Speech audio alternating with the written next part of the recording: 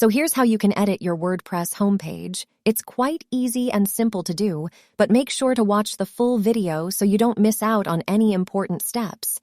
So the first thing you're going to do is open up any browser in your system. After that, we will open the WordPress page, which I have already opened. If you have created an account, then log in, otherwise create an account. We will enter our email and password and click on Login. Then our WordPress dashboard will open.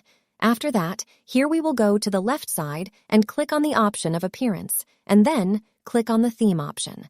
After that, we will click on the upper side Add New option. Then we will install and activate any theme from here. After that, we will click on Customize option. Then we will click on the Template option on the left side. After that, click on the Home option and then click on the Edit option.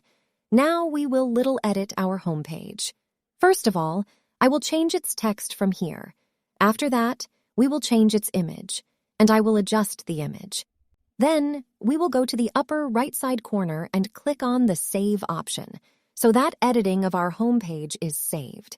You can edit your WordPress homepage as you like. In this way, we can edit our WordPress homepage.